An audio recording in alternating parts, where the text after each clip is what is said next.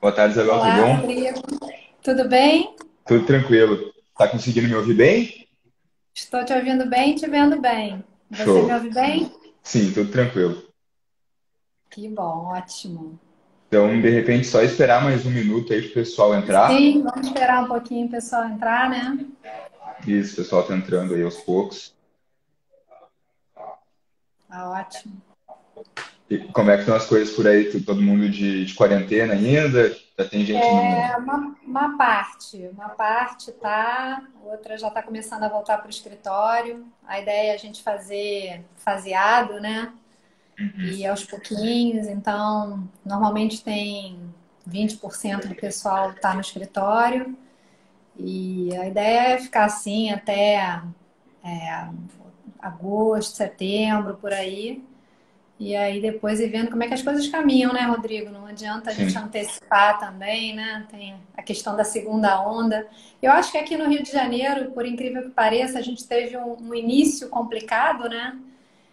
O Rio foi uma das cidades mais afetadas, mas por outro lado, agora a gente está numa situação um pouco mais favorável, né? Então, mesmo depois da reabertura, os números não ficaram muito ruins. Então, se continuar dessa forma, a ideia é que aos pouquinhos a gente vá voltando para o escritório, mas a verdade é que as coisas têm funcionado muito bem, né? O home office tem sido bastante eficiente, a gente tem feito mais reuniões até.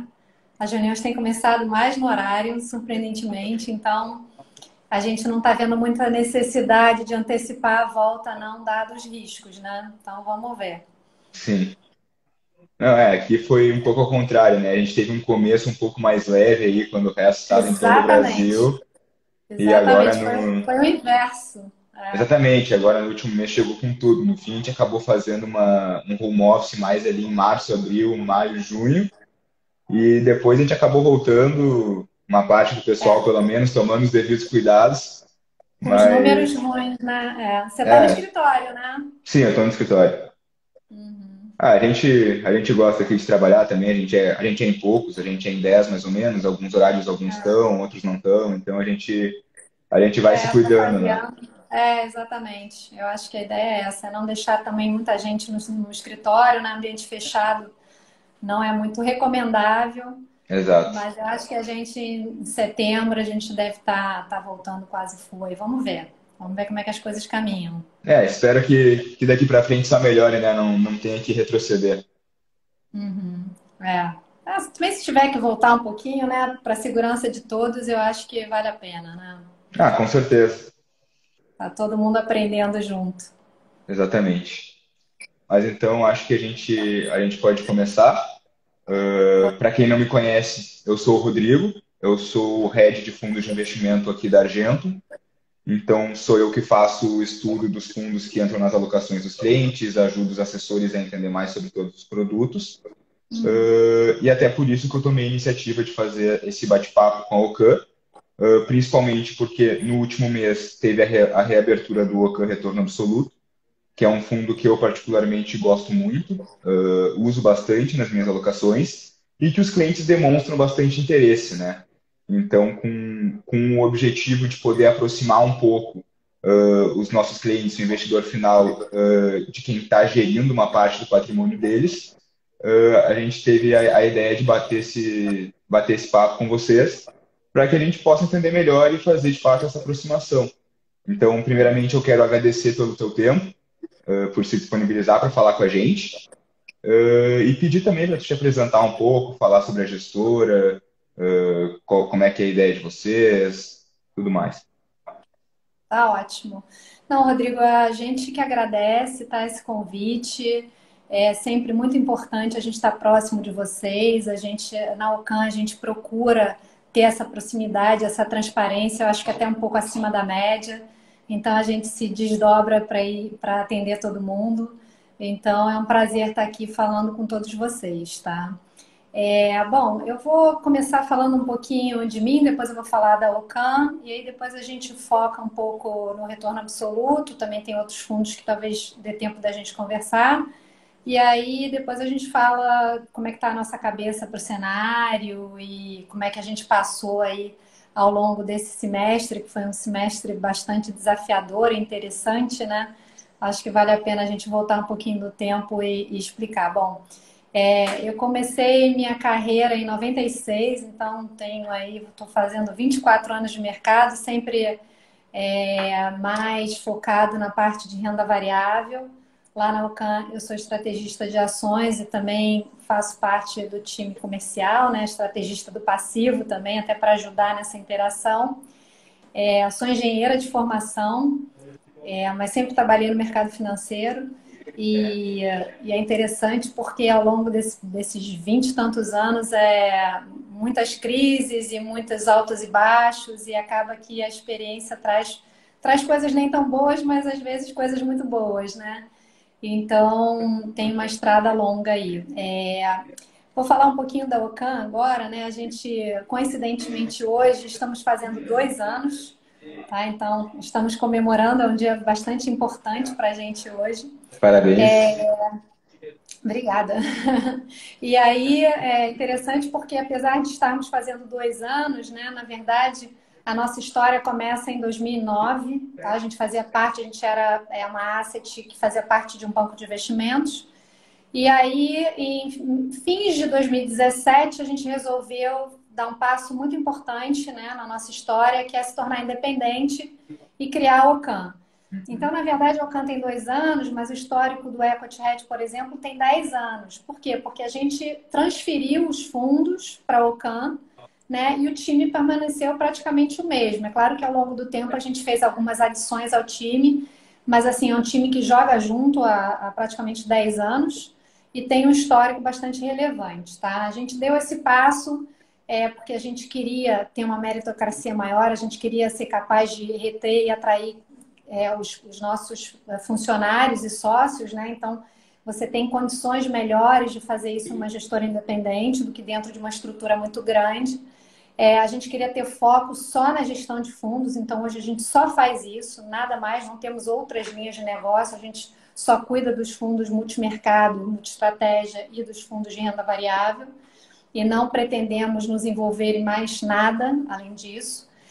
A questão de disciplina também, a questão de você ter uma independência de só oferecer os produtos que você julga que você tem alguma vantagem comparativa, né? A gente não oferece nenhum produto comum ou que seja mais do mesmo, né? A gente quer oferecer os produtos mais especiais que a gente possa, né? Então, isso também foi bastante importante na nossa tomada de decisão. E aí, falando um pouquinho das nossas vantagens comparativas, dentro da Ocan, a gente, na verdade, tem uma única estratégia. Então, não temos ilhas de gestão dentro da Ocan, ou seja, não tem um time que cuida só desse fundo ou um time que cuida só daquele outro fundo. É um time só, olhando uma estratégia só, e essa estratégia ela é subdividida entre alguns fundos, que vocês devem conhecer, mas a gente pode falar um pouquinho melhor à frente. Então, é um time muito unido nessa estratégia. Então, o que é bom para um fundo é bom para todos os fundos, né? Desde que aquele fundo possa levar aquele ativo, né? Às vezes tem um fundo ou outro que não podem levar por questões de regulamentação, mas a casa toda pensa essa estratégia. Então, funciona como se a gente fosse uma casa monoproduto, tá? Muito focada nessa estratégia.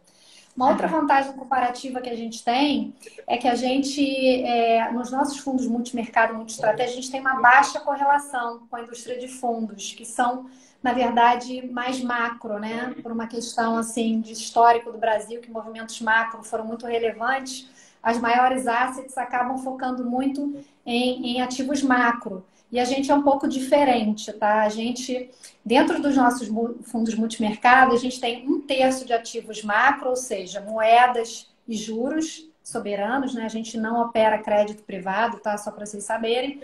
E 2/3 do orçamento de risco dos fundos é voltado para a renda variável.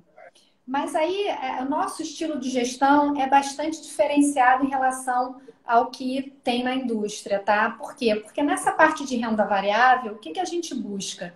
A gente busca gerar alfa, ou seja, retornos acima do benchmark, que costuma ser CDI, mesmo estando em bolsa, independente do cenário. Então, o que a gente faz é sempre montar uma posição, mas com proteção. Montar assim, uma carteira de ações que a gente acredita que vão crescer o fluxo de caixa, né? Em pelo menos 10% a gente tem nossos filtros. Empresas que sejam muito responsáveis nos aspectos socioambientais e de governança. Empresas que também tenham um retorno adequado. Não adianta a empresa crescer muito e esquecer a rentabilidade, né? Não é esse tipo de crescimento que a gente quer.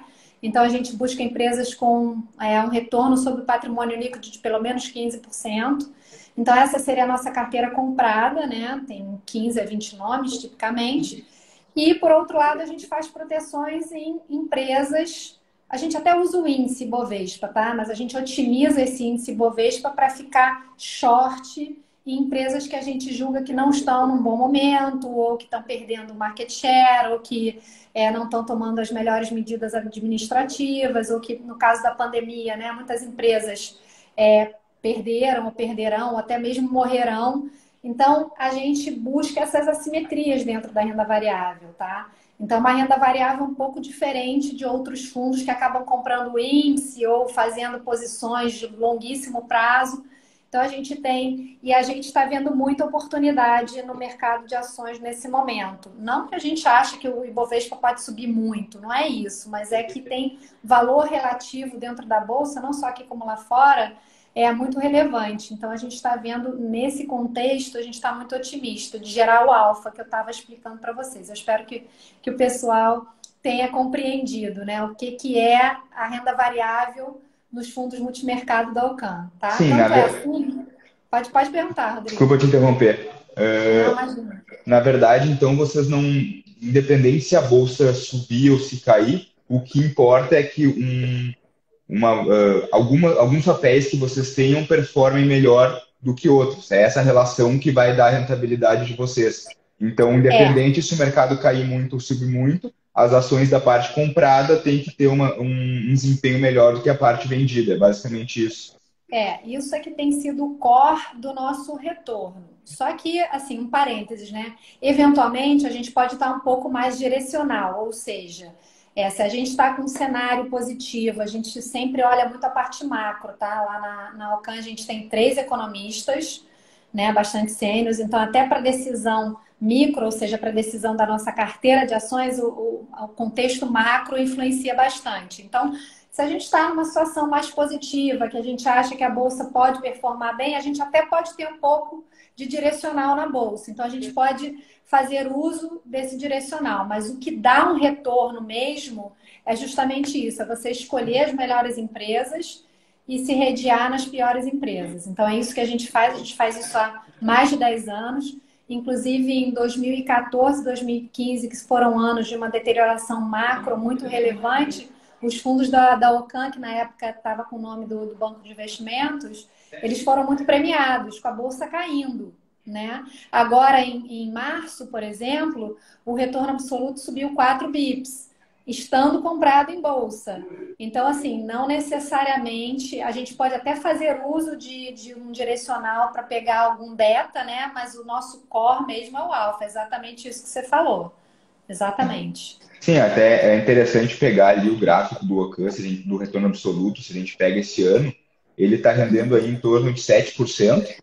E em março, se a gente pega a volatilidade dele, é como se fosse uma volatilidade de tempos normais, né? Se tu pega só o Exato. gráfico dele, tu não diz ali que a gente estava vivendo uma crise econômica sem precedentes, né? Eu vou até usar esse comentário que você fez para a gente poder explicar um pouquinho, se possível, né? Como é que a gente atua, né? E aí muita gente até perguntou: mas vocês anteviram a pandemia? Vocês sabiam o que ia acontecer? E o que a gente fala é o seguinte: a gente, antes de ser gestor de recurso, a gente tem que ser gestor de risco, né? Então a gente tem que estar muito disciplinado nas nossas políticas para que a gente possa atuar bem no longo prazo. Então, o que aconteceu, na verdade, é que em janeiro a gente estava um pouco mais otimista, né?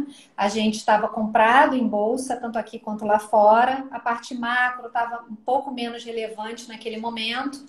E aí, terminou o mês de janeiro, o valuation começou a ficar um pouco mais esticado, né? As bolsas subiram bastante. A gente começou a ver na parte macro que algumas questões de crescimento, principalmente no Brasil, começaram a ficar piores, né? Inclusive, nosso economista revisou, né, alguns dados de atividade e até caiu bastante a projeção de PIB dele, que ele tinha naquele momento. E a gente estava vendo uma epidemia que ainda estava circunscrita à China, mas queria nos afetar porque era o nosso principal parceiro. E aí, em fins de janeiro, início de fevereiro, o que a gente fez foi reduzir risco. Por conta disso, perspectivas não tão boas aqui, valuation esticado lá em cima. Então, a gente julgou que não fazia mais sentido ter o tamanho das posições que a gente tinha no início do ano. Então, a gente começou a se ajustar. E aí, a gente veio atuando assim ao longo de fevereiro. E o que aconteceu foi que chegou o carnaval, né? Chegou o carnaval, que a gente pôde depreender que o padrão de vol dos mercados como um todo mudou completamente. E dentro da Ocam, como eu falei para você, a gente tem uma única estratégia e cada fundo tem seu objetivo de volatilidade, né? Então, a gente até falando um pouquinho deles rapidamente, a gente tem nos multimercado, multiestratégia, a gente tem 3 degraus de risco, né? O primeiro começa com o Institucional 2, Ocam Institucional 2, que é um fundo que procura ter uma volatilidade de 2%. Ele busca um retorno de CDI mais 2, ele é D1. É um fundo interessante para quem está saindo da renda fixa e não está acostumado com uma vol alta, né? Aí a gente tem o segundo fundo, que é um fundo intermediário, que tem volatilidade de 4, ou seja, o dobro do Institucional 2, que é o Ocam Equity Hedge. Todos eles, de novo, 1/3 ativos macro, 2/3 de renda variável, tá? Aí depois você vai para o retorno absoluto, que é o dobro da volatilidade do Equity Hedge, que é um fundo de vol 8, né? Um objetivo de vol 8. Na verdade, ele tem até uma volatilidade realizada menor, porque a gente tem timing de entrada, a gente tem stop loss por posição, então a vol realizada acaba sendo um pouco menor do que o objetivo de vol que a gente tem. E aí, naquele momento, o que aconteceu? A gente estava com uma exposição até menor, a gente entrou nessa crise com uma exposição menor, por conta daquilo que eu te falei. E aí, o padrão de vol dos mercados mudou muito. O que a gente fez naquele momento, né? O que um bom gestor de risco faria naquele momento, antes de qualquer inferência? Diminuir posição. A gente entrou num cenário em que, apesar de eu ter 24 anos de experiência, o Duda tem 26, outras pessoas têm até mais experiência do que eu, nenhum gestor vivo tinha vivido uma crise como a que a gente ia encarar ali naquele momento, né? Uma pandemia. Então era tudo muito novo e muito incerto para a gente. O que a gente fez foi ser humilde o suficiente para reduzir as posições e como cada fundo tem um objetivo de vol, né? A gente não quis estourar nenhum objetivo de vol. O que a gente fez? Reduziu muito posição, né? Para que a gente não estourasse esses objetivos. E, humildemente, a gente se entrincheirou, né? Então, em janeiro, a gente estava com o mote de vamos tomar risco, porque o mercado está favorável e vamos tentar ter um retorno muito além do CDI, para, olha, agora a gente está num cenário muito incerto, né? Ninguém conhece o que vai acontecer. Então, vamos diminuir o risco e vamos entrar no modo de preservação de capital, porque, afinal de contas, a gente tem uma responsabilidade enorme de cuidar do dinheiro das pessoas, né? A poupança de uma vida toda, que elas provavelmente iam precisar contar muito com aquilo, né? Dada esse cenário tão incerto. Então, a gente se entrincheirou e diminuiu as posições. Por outro lado, o que aconteceu também naquele momento é que a parte macro ajudou bastante. Por quê? Porque a gente imaginou que no mundo de pandemia, no mundo que ia parar, né, os juros no mundo teriam que ser mais baixos por mais tempo. Então, a parte macro tomou um risco um pouco maior e a parte de renda variável diminuiu. E a parte macro ajudou muito, né? Tanto no mês de março, abril e maio. Né? Depois o tema de queda de juros diminuiu, então hoje a gente até posso falar um pouquinho mais adiante do que a gente está pensando atualmente, mas naquele momento o que a gente fez foi a gente tinha um risco de renda variável maior e macro menor, e aí, com todo esse contexto de pandemia, a gente inverteu e a gente tomou posições macro bastante relevantes e renda variável a gente diminuiu muito. E aí a gente conseguiu razoavelmente bem em março, né? 4 bips não chega a ser muito bem, mas enfim, a gente conseguiu proteger bem as posições, né? Os fundos. E aí, gradualmente, a gente foi tomando mais risco em abril, maio e junho, que foram meses também bastante bons. Só que com muito cuidado, porque em abril e maio, o padrão de volta dos mercados ainda estava muito elevado, né? Então a gente não podia ter as mesmas posições que a gente tinha. E outra coisa também, não dava para fazer muita inferência e ter muita certeza de que, ah, não, esse papel específico aqui, ele caiu muito e está barato. Calma, ele caiu muito, mas não necessariamente ele está barato, né? Porque você tinha que entender num contexto de lockdown o que, que ia ficar de pé e o que, que não ia, né? Então, a gente teve sempre muito essa cautela ali naqueles primeiros meses, para a gente primeiro entender bem o que a gente estava fazendo, e aí, quando o grau de convicção começou a aumentar, aí sim a gente começou a entrar mais pesado em algumas teses, Sim, né? Que foi na verdade a gente viu algo sem precedentes, por mais que já tenham tido grandes crises, talvez nunca tão rápido como foi, né? Então a exato. gente viu muitos fundos da indústria caindo ladeira abaixo. E um dos fatores, então, além da questão de não ser um fundo direcional, outra coisa que ajudou muito foi a gestão ativa, né? Então, de antever esse cenário, Exatamente. de ver que já tinha algo estranho na volatilidade, que já estava esticado lá fora e, de fato, se proteger. Então, também, além da estratégia talvez ser benéfica para um período assim, muito da rentabilidade e da proteção também veio da gestão ativa de vocês. Exatamente, bom ponto. Dentro daquelas vantagens, né, que eu estava falando, né, da gente só ter uma única estratégia, da gente ter uma baixa correlação com a indústria de fundos macro, né, porque a gente tem mais renda variável do que eles costumam ter. Um outro ponto que você tocou, que é muito relevante, é que a gente é muito fundamentalista, né, então lá na Alcan nós somos 3 economistas, 8 analistas micro, todas as decisões que são tomadas são muito discutidas, né? A gente tem 2 comitês em que tem que haver unanimidade para um papel entrar e se tornar relevante, então a gente discute muito, mas ao mesmo tempo a gente preza a gestão ativa. Parecem coisas que não se conversam, mas na verdade o que a gente quer dizer com gestão ativa, né? A gente quer dizer o seguinte: você tem que acordar todo dia com a posição que você gostaria de ter, né? Se você está grande demais e tem que ter uma posição que você não queria ter naquele cenário, é porque talvez o seu tamanho não esteja adequado. Então, a gente toma muito cuidado com a questão do tamanho, tá? Então, a gente tem uma regra de liquidez na Alcan, que a gente tem que ser capaz de sair de qualquer posição em até 15 dias úteis, fazendo 25% do volume daquele mercado específico. Então, a gente, na verdade, hoje está. O papel que a gente demora mais tempo hoje são 6, 7 dias, então a gente está distante desse limite que a gente se autoimpôs, tá? Mas isso dá muita flexibilidade. Por quê? Porque você consegue reduzir uma posição que em determinado momento não faz mais sentido. Então, a questão da gestão ativa hoje, para a gente, é uma vantagem que a gente quer preservar. Por isso que, eventualmente, a gente vai fechar o retorno absoluto, que acaba sendo o nosso fundo líder, né? O que mais capta. E aí vocês vão ver aberturas e fechamentos pontuais dele, né? A gente está fechando ele, como você bem lembrou, no dia 14. Não sei quando que a gente vai reabri-lo. Por isso que eu aproveito aqui para pedir que, por favor, quem quiser, que invista logo, porque às vezes tem uns, mas eu não consegui, por favor, mas assim, não dá, não tem como. Então, essa questão da gestão ativa é muito importante, porque é justamente isso que você falou. Alguns clientes até comentaram uma coisa interessante. Comentaram, na verdade, 2 coisas. Uma delas é que falou assim: poxa, em março eu achei que vocês, por terem mais renda variável, vocês iam acabar sofrendo mais que os fundos macro. Qual não foi a nossa surpresa quando vimos que vocês conseguiram fazer uma preservação ótima de capital? Aí eu falei, bom, é justamente aquele conceito de alfa, né, de gestão ativa. A gente conseguiu redear, a gente conseguiu proteger mais, a gente conseguiu escolher setores que não foram tão afetados contra setores que foram. Então, foi bem assim ilustrativo o que aconteceu em março.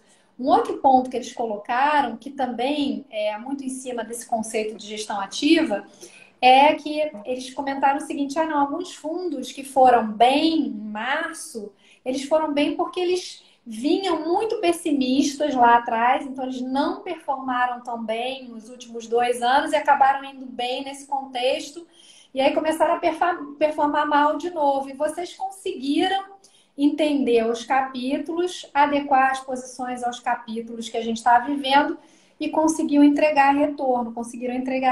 E foi mais ou menos isso que a gente acabou fazendo, né? A gente entendeu lá os contextos, a gente sem prazo, mas a gente sabe que o longo prazo ele é construído por sucessivos curtos prazos, né? Então a gente também tem um pouco desse cuidado, né? De estar tentando entender, ter consistência de retorno. Por isso que a gente não quer ficar grande demais, né? A gente sempre fala que a gente não quer ser o maior, a gente quer ser o melhor em alguns aspectos. E um deles é justamente você ter esse tamanho, tentar entender os capítulos e atuar em cima para ter essa consistência de retorno que a gente sempre gosta de dar para vocês, né? Perfeito. Até é interessante o ponto que tu falou, que muitos fundos acabaram bem, por exemplo, porque tinha uma posição grande comprada em dólar que eles iam carregando há 2, 3 anos. Então, que já vinha com posições antigas, que estavam segurando o fundo e nesse momento de estresse acabaram beneficiando, né? Enquanto o de vocês fez uma gestão ativa. Até essa questão do retorno absoluto que tu falou, é muito importante ficar atento a essas janelas pontuais, né? Até por isso que a gente fez uma campanha para avisar os clientes, promoveu esse bate-papo. Eu vinha usando já o Equity Hedge há algum tempo. Eu acredito que ele fique aberto até pela exposição um pouco menor, né? Então tem essa questão da zeragem das posições. Então, agora a gente conseguiu fazer uma captação legal para o retorno absoluto. O histórico dele ficou muito legal. E, e essa estratégia ativa, assim, é o que a gente preza e busca bastante, né? Exatamente. E aí é bom deixar claro que às vezes as pessoas também não compreendem muito o que é a gestão ativa, ficam achando que a gente gira a carteira ou que muda de ideia o tempo todo, mas não é isso, tá? A gestão ativa a gente quer frisar bem o conceito. Assim, a gente tem papéis assim na carteira que a gente tem há mais de 3 anos, então não é que a gente fique mudando de opinião, mas é a capacidade de você poder mudar de opinião quando o cenário exigir, né? E foi um pouco o que aconteceu, né? O que aconteceu, a gente em janeiro, fevereiro, a gente tinha um cenário base. O gestor, ele não tem que acertar sempre, né? A gente não tem que... Só você tem que saber navegar os cenários, compreender bem naquele momento, mas também saber mudar de ideia, né? Eventualmente acontecem coisas bastante inesperadas, né? Como foi o caso dessa pandemia. Então, o que a gente busca, na verdade, é justamente isso, é ter essa flexibilidade e se dar o direito de mudar de opinião quando o cenário exigir. E foi um pouco isso que acabou acontecendo, Rodrigo. Por exemplo, a parte macro, como eu estava explicando para você, né? A parte macro, em janeiro e fevereiro, a gente não tinha um tema macro muito, como que eu posso falar, claro. E aí, quando a gente viu que a pandemia, né, ia realmente ser uma coisa muito séria, os bancos centrais iam coordenadamente baixar juros rápido e que esses juros iam ficar muito baixos por muito tempo. Então, de uma hora para outra, a gente teve um tema macro bastante preponderante, a gente atuou em cima. Por outro lado, empresas, né, e setores. A gente estava com uma cabeça um pouco mais favorável no setor de varejo no Brasil em janeiro e fevereiro. E aí, de repente, quando veio a pandemia, a gente repensou tudo isso e a gente até fez algumas alterações. Uma coisa assim que eu acho que vale a pena também comentar é que o que acontece é no setor de tecnologia, tá? A gente sempre investiu muito nesse setor, inclusive há 1 ano e meio atrás a gente destacou um analista para cobrir somente tecnologia lá fora, então já era um setor que nos chamava muita atenção, a gente já tinha investimentos, inclusive Apple, por exemplo, o Duda, né, comentou no fim do ano que era uma posição nossa. Só que o que aconteceu é que acabou que esse tema de tecnologia ele se exponencializou ainda mais, né? Então, empresas, né, mudança de hábito de consumo, e-commerce, tudo isso passou a ser adotado muito mais rapidamente do que já vinha sendo adotado. Então, o que aconteceu foi que a gente usou do nosso conhecimento para aumentar posições no setor de tecnologia, não só aqui como lá fora. É claro que se a gente, né, começasse a fazer isso naquele momento, provavelmente não teria dado tempo, porque a gente não ia ter convicção do que a gente estava fazendo e a gente não ia conseguir montar posições tão relevantes no fundo. Então, é importante você, dentro dessa gestão ativa, ter uma profundidade muito grande também. Então, mesmo que a empresa ela tenha uma redução no portfólio, o analista responsável por ela vai estar cobrindo ela muito de perto, né? Continuar cobrindo, porque amanhã ou depois muda alguma coisa, você já está preparado para aumentar ou reduzir posição. Então, o que a gente acabou fazendo foi isso. A gente tinha uma convicção muito grande no setor de tecnologia, a gente tinha posições aqui e lá fora, e aí a gente aumentou muito, porque o nosso grau de convicção também aumentou, né? Algumas pessoas falam, né? Perguntam, mas vocês não acham que está muito caro? O setor de tecnologia já andou tanto, vocês acham que ainda tem espaço?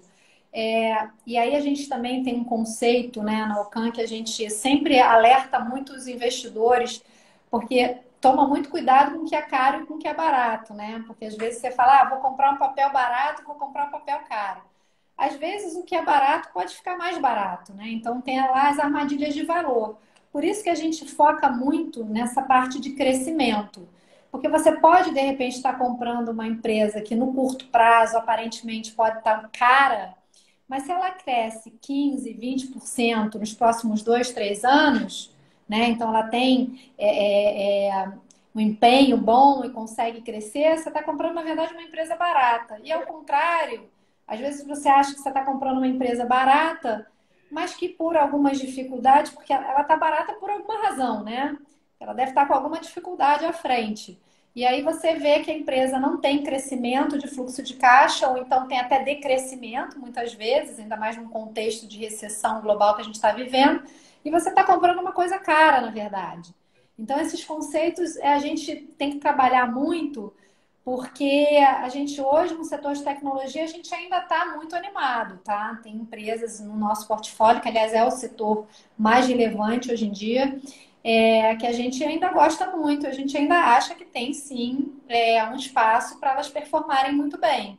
É claro, não é livre de risco, né? Tudo tem risco e a gente monitora os riscos o tempo todo. E se amanhã ou depois, por exemplo, uma das empresas que a gente gosta muito, que a gente tem uma participação relevante, a B3, né? Que ela, de certa forma, ela é uma empresa de tecnologia, né? Ela é uma empresa financeira, não bancária, mas é uma empresa de tecnologia. Só que ela tem uma questão que, assim, a gente não pode esquecer nunca, que é a entrada de um concorrente. Ela hoje atua sozinha, Sim, hoje né? ela é um É um, monopólio, mono, né? é um monopólio sem dono, então é mais difícil de ser atacado. Mas eu lembro que lá no final do ano passado, início desse ano, você tinha uma discussão grande da entrada de um concorrente, né? E fez até com que o papel sofresse bastante naquele momento. A gente até reduziu um pouco, né, as posições. Só que aí dentro de um contexto, né, de uma pandemia, né, e que assim o Brasil ele acaba não sendo muito bem visto lá fora por questões políticas. O que acontece é que a gente acha que esse risco não é que ele não exista mais, mas ele foi afastado, né? Ele foi atrasado. Então, hoje a gente tem um pouco mais de tranquilidade de achar que, olha, não vai ser amanhã que isso vai acontecer. Eventualmente, obviamente, vai acabar acontecendo. A gente não tem dúvida disso, né? É muito difícil que uma bolsa desse tamanho, né, com o volume que a gente tem, crescendo cada vez mais, eventualmente, não vai vir um concorrente para pegar uma parcela dessa margem de lucro aí. É muito difícil que você... Agora, no curto prazo, isso deu uma tranquilizada. Então, os riscos é o que a gente brinca, né? A gente dorme mal para os clientes dormirem bem. Não é que a gente acha que tudo são flores, ou então que a gente é casado com as empresas e que, não, independente do que aconteça, a gente vai ser sempre acionista, não.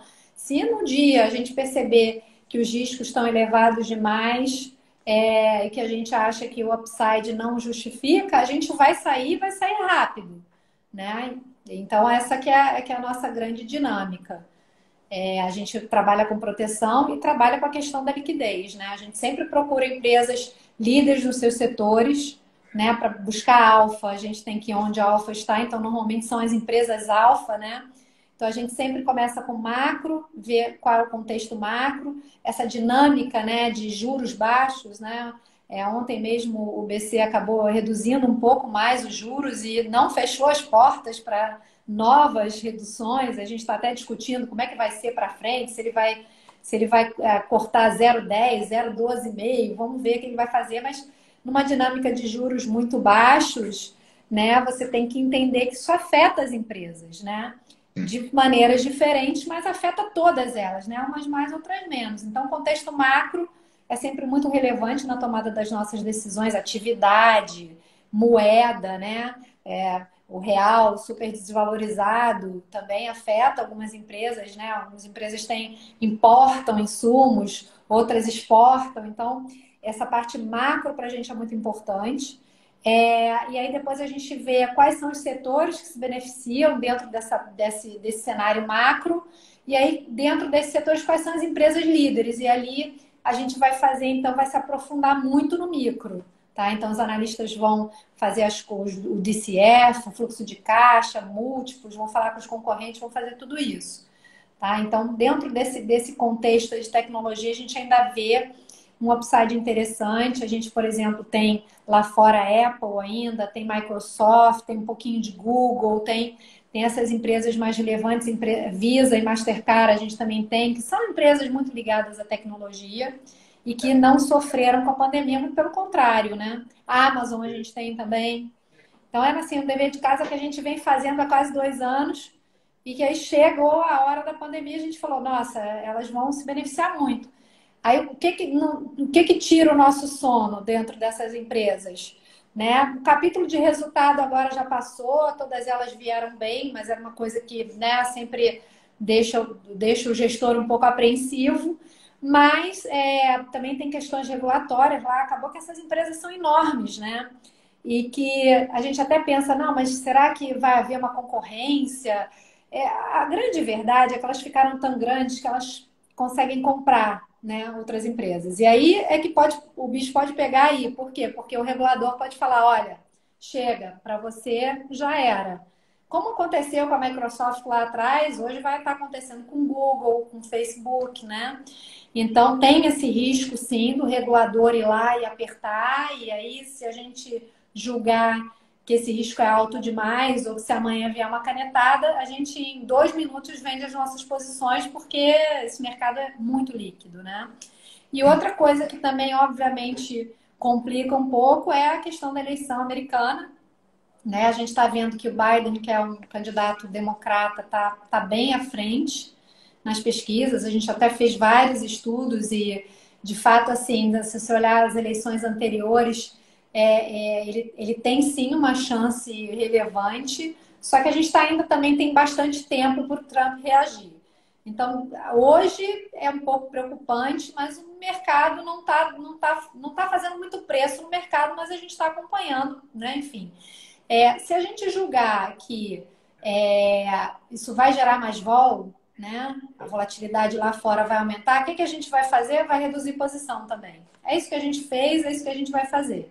Tá? Então a gente vai acompanhar, não é uma coisa que esteja fazendo preço agora. Normalmente, candidatos democratas tributam um pouco mais, e aí as bolsas historicamente acabam sofrendo um pouco. Mas a gente tá de olho, a gente não dá para ter convicção, não dá para antecipar a eleição, não é isso que a gente quer. A gente tem noção e consciência de que a gente não será capaz, a gente não tem edge e pouquíssima gente tem. Aliás, eu diria que ninguém tem. Então a gente não está montando posição para isso. O que a gente vai fazer, muito provavelmente, se a volatilidade aumentar, é reduzir posição, esperar. E aí, quando a gente tiver convicção, quando vierem os números, a gente aumenta de novo, mas aumenta com mais tranquilidade e segurança. Que foi o que a gente fez na eleição brasileira. A gente veio em 2018, né? A gente veio bastante pequeno, e aí, quando veio o resultado do primeiro turno, que os números de fato mostraram, né, que o Bolsonaro ia levar, né, uma coisa mais à direita, a gente foi lá e aumentou. A gente prefere esperar dados e aumentar na segurança do que tentar prever alguma coisa imprevisível, tá? Então é assim que a gente funciona normalmente. Isso para falar da parte de Estados Unidos, tá? Das nossas posições que a gente tem em renda variável. Hoje eu diria para você que dentro do retorno absoluto, a parte de bolsa lá fora tá metade do risco, mais ou menos, um pouquinho menos que metade, tá? Então a gente tá animado com valuation e está monitorando esses riscos. E aqui no Brasil, a gente acaba fazendo um pouco mais redeado, né? Por quê? Lá nos Estados Unidos a gente está mais betado, ou seja, está mais direcional, não tem muita proteção, até porque a proteção acaba sendo a própria liquidez, né? Você em algumas frações, minutos ali, consegue reduzir posição por conta da liquidez. E no Brasil a gente busca gerar mais alfa, porque a gente está dentro de um contexto de um país que tem várias dificuldades, né? Não vou dizer para você que o Brasil tá ruim no fiscal, então não tem oportunidade. Não, tem muita oportunidade, principalmente em bolsa, tá? Mas a gente sabe da fragilidade que a gente tem na parte fiscal. Parte fiscal, de fato, é uma coisa que tira o nosso sono, é uma das coisas que tira o nosso sono. É a eleição americana, né? São resultados das empresas, riscos regulatórios. E a parte fiscal do Brasil está, de fato, bastante preocupante, né? A gente já entrou nessa crise com bastante dificuldade, a gente até tinha uma agenda ali de reformas, a gente conseguiu passar uma previdência, mas a grande verdade é que com a pandemia, até naquele momento era necessário ajudar, né? Não tinha como. Assim, acho que o mundo inteiro tá com essa agenda, né, de ajudar, de dar benefício, só que em alguma hora tem que ficar claro para todo mundo que isso tem que parar, né? Porque a gente não tem como continuar gastando da maneira como a gente está gastando. A gente vai bater aí 100% dívida PIB provavelmente rápido. Então, só que assim, o mundo tá assim tolerante, né? Tá todo mundo gastando tudo que pode. Então a gente vê um grau de tolerância grande nesse momento, mas em algum momento acontece alguma coisa e essa tolerância vai a zero.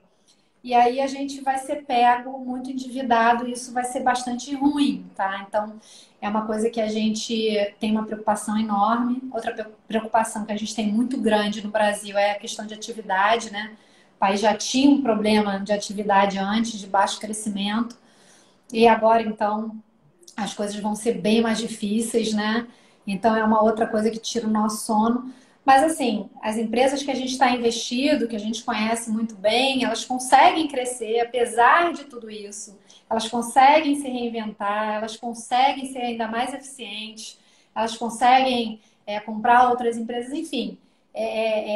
As empresas brasileiras são espetaculares, pelo menos as nossas que a gente tem no nosso portfólio, a gente vê como que elas conseguem gerar valor em ambientes tão desafiadores. E não é de hoje, né? O Brasil já enfrenta problemas de crescimento, de recessão há muitos anos, mas não é por isso que as empresas estão deixando de conseguir gerar valor, né? Então a gente tem que separar muito uma coisa da outra, né?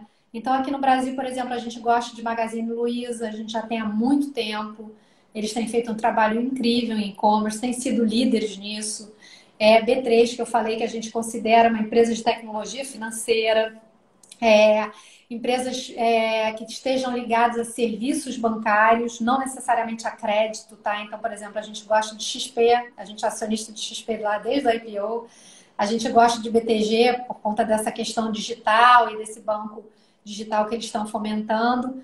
Por outro lado, a gente não gosta, nesse momento, de bancos tradicionais, tá? Isso já tem bastante tempo que a gente não gosta. Eles vão enfrentar um desafio grande nessa parte de crédito, né? Crédito vai ter muita provisão, muita inadimplência, eles já estão provisionando o balanço, todos eles divulgaram agora recentemente. Então, banco de varejo vai passar por uma situação mais delicada, sem contar a parte das fintechs que estão atacando a parte de serviço deles. Então, assim, é meio que uma tempestade perfeita. E uma outra terceira questão é que juros muito baixos para o setor bancário tradicional, né, fica mais difícil você rentabilizar o patrimônio. Então, juros baixos, isso é assim, bancos europeus, por exemplo, eles têm tido muita dificuldade. E aqui não vai ser a mesma coisa, né? Então, no setor bancário, a gente tem estado bastante cauteloso. Algumas empresas de concessão que a gente gosta também, CESP e Equatorial, que a gente até tinha diminuído um pouco antes da crise, mas por conta da pandemia, elas sofreram e a gente começou a achar que eles estavam com uma taxa interna de retorno, né, que é a maneira que a gente vê essas empresas de concessão, bastante atrativa, estão em torno de 6% real ao ano. Então, assim, é um ótimo negócio quando você pensa que a gente está com CDI no ano de 2%, né? Então, assim, a gente voltou com essa parcela aí. Uma empresa que a gente gosta atualmente é Vale, tá? Vale foi uma empresa que, apesar desses acidentes horrorosos, que, enfim, nem poderiam ter acontecido, na verdade, ela teve que se readequar muito, né, por conta desses acidentes. Então, ela entrou na crise muito mais bem organizada e arrumada. E aí, o minério de ferro hoje está perto dos reais, não sofreu muito na pandemia. E esse dólar é bastante favorável para ela, que é uma empresa exportadora, né? Com Então, certeza. Vale é uma empresa que a gente gosta. E aí, na parte de varejo, a gente acabou tendo que fazer algumas mudanças, porque, por exemplo, Renner era uma empresa que a gente gostava anteriormente, a gente continua gostando dela para o longo prazo. Só que é uma empresa que vai ter um pouco de dificuldade, né? Porque ela está na maior parte em shoppings e a gente sabe, né, como é que vai ser desafiador essa volta, né, para as pessoas para irem para shoppings e até mesmo, né, despenderem recursos na compra de roupa, né? Tem muita gente que está desempregado, que vai ter que fechar negócios. Então, Renner é uma empresa que a gente reduziu muito. A gente acabou entrando em lojas americanas, que está fazendo uma integração interessante entre a parte física e o e-commerce. E acabou que ela ficou um pouco para trás, né? Porque ela, na verdade, B2W subiu muito e ela tem uma participação em B2W. E aí eu acho que o pessoal esqueceu dela um pouco, então a gente montou uma posição em lojas americanas. E outra empresa que a gente gosta é a Notre Dame, né? Aquele plano de saúde integrado, né? Então tá mostrando dados bastante favoráveis. Não sofreu na pandemia, como num primeiro momento as pessoas imaginaram que eles fossem sofrer, mas na verdade não sofreram porque a sinistralidade acabou caindo, né? Por conta das pessoas não irem mais para o hospital sem necessidade extrema, né? Então, assim, alguns procedimentos eletivos as pessoas acabaram adiando e para ela foi bom e ela é uma empresa que está consolidando. Então, tem sido favorável também. Então, Eu assim, acho, a nossa carteira. Pode falar. eu acho muito legal destacar que isso é só um pequeno resumo de toda a visão que vocês têm, toda a informação que vocês têm para fazer o portfólio do fundo, né? Então, eu escuto Exato. de muitos investidores, de muitos clientes, que eles não investem porque eles não têm tempo de estudar, ou que eles deixam na renda fixa porque eles não têm tempo de estudar ações, de estudar política, de estudar o mercado.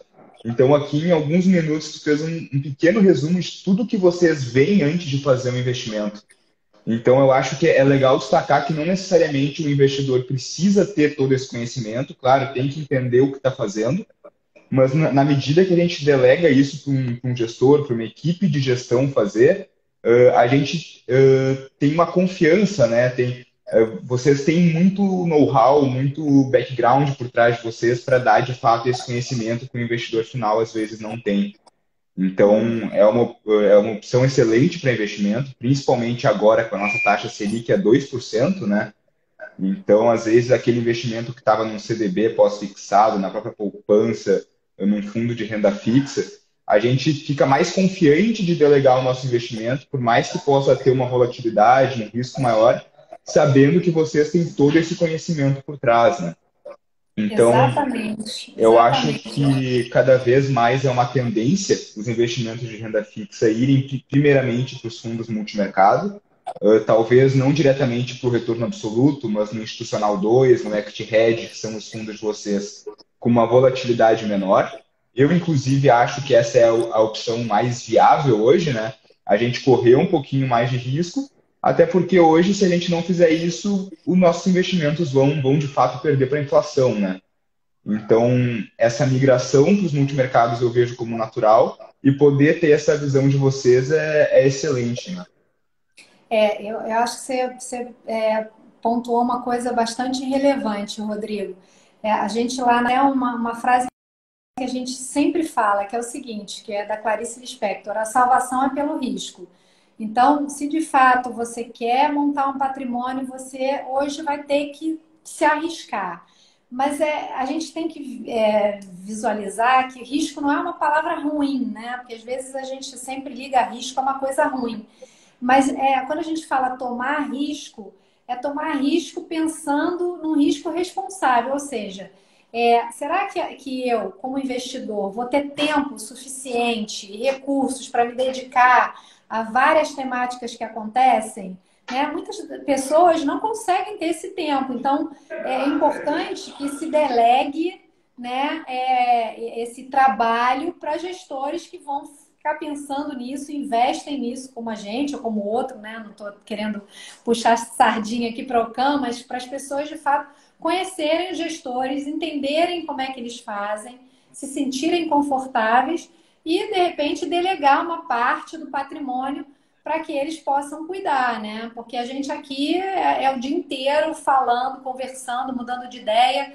Então a gente hoje está com essa cabeça, se amanhã mudar alguma coisa, a gente vai refazer conta, vai não dormir e mudar a nossa cabeça para justamente tentar ter aquele rendimento, né? Tentar ter uma consistência de retorno a longo prazo. Então, o que eu acho que as pessoas deveriam fazer é, de fato, olha o gestor, vê o histórico, né? Vê como é que eles foram nas crises, como é que eles atuam, quais são os conceitos, né, que eles têm. Conheçam bem. A gente lá na Ocam é super aberto, as pessoas ligam, a gente sempre atende todo mundo. Então, poxa, quero tirar uma dúvida, tô desconfortável com esse ponto. O importante é que as pessoas tirem um pouco do tempo para conhecerem um pouco os gestores, verem como é que são as características, porque de fato se paga, né? Se paga você ter a gestão terceirizada, né? Acho que ao longo do tempo, nem todo mundo dispõe, né, de todas as ferramentas para fazer um investimento acertado, né? E normalmente quando você faz isso com seu dinheiro, o emocional toma conta e aí você acaba fazendo muita besteira, né? Então, eu acho que esse negócio que você falou aí dos multimercados, os multimercados, eles são fundos que podem basicamente fazer um pouco de tudo. Então, a gente sempre vai para onde a gente julga que tenha um upside melhor, independente do tipo de mercado, ou independente do lugar que a gente esteja. Se o Brasil, de fato, não mostrar mais oportunidade, como a gente fez agora, né, com a parte de renda variável, metade do risco está lá fora. Por quê? Porque lá fora a gente está entendendo que tem um risco-retorno mais adequado, né? Então a gente se debruça, analisa tudo, todos os números, e eu acho que vale a pena. Se as pessoas, mas eu não tenho tolerância para perder, então começa com fundo um pouco com menos volatilidade, né? Testa a temperatura, a gente gosta de brincar, né? Sente a temperatura, se aproxima do gestor, tenta entender o que está fazendo, para que o dinheiro não fique parado e aí, de repente, né, você não consiga atingir aqueles objetivos, né? A gente tem um propósito lá na Ocam de tentar dar uma vida melhor para as pessoas, né? Então, a gente quer ajudar nessa construção de patrimônio, né? Eu acho importante que as pessoas, né, lá na frente fiquem confiantes de que serão capazes de realizarem seus sonhos, de terem uma segurança financeira. Agora, com 2% ao ano, assim, não dá, é muito difícil. Você vai ter que ganhar muito dinheiro, às vezes não é o caso. Então, você pode ganhar um dinheiro e cuidar bem do seu estoque também para ele ir crescendo junto, né? Sim, e Diversificar, né?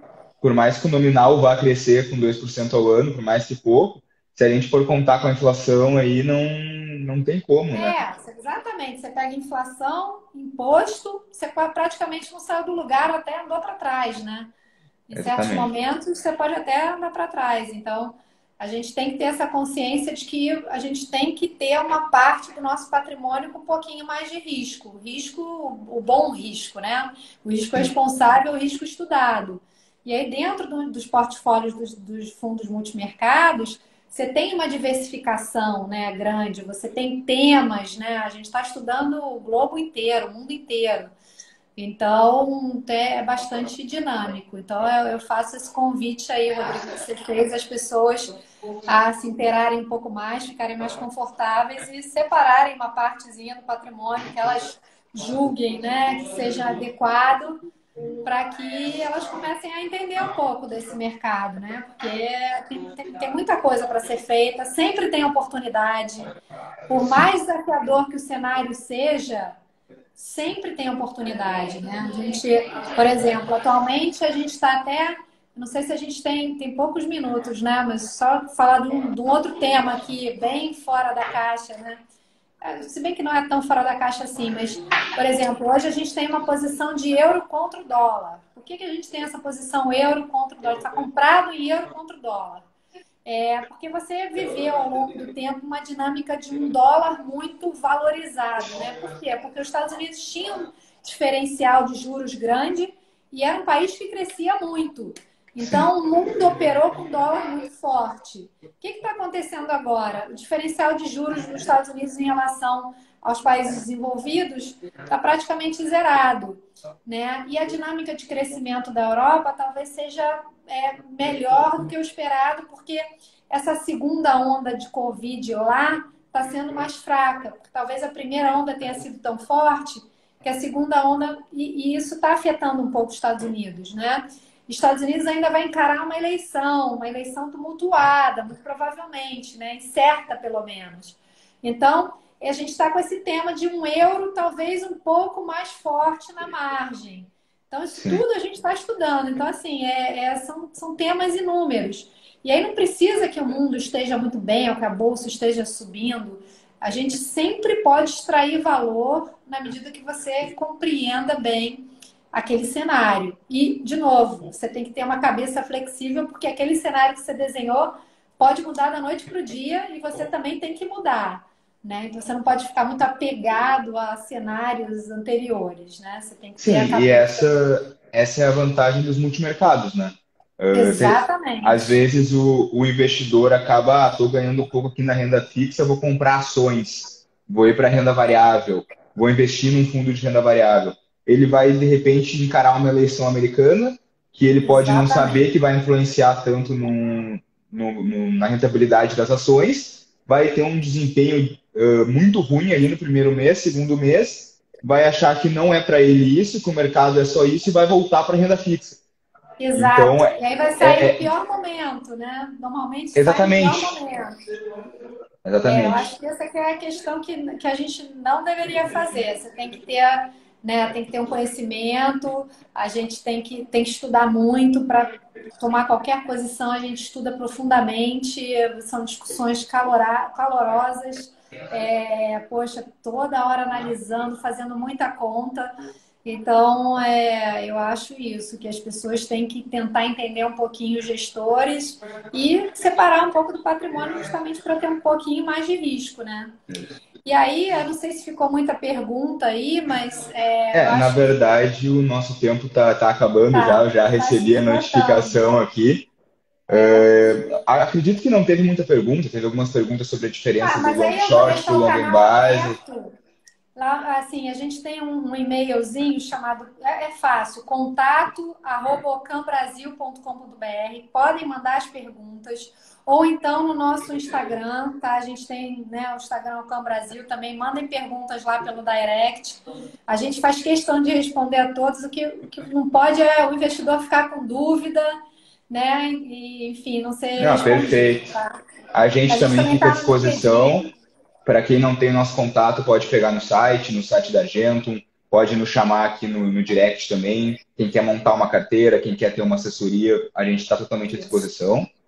Eu te Ótimo. agradeço muito pelo teu tempo novamente. Foi muito bom esse bate-papo contigo. Eu acho que deu para esclarecer bastante coisa, apesar do tempo curto. E contem com a gente que precisarem. E vamos ver se a gente marca mais algum momento para conversar. Vamos sim, Rodrigo. Olha, muito obrigado pela live.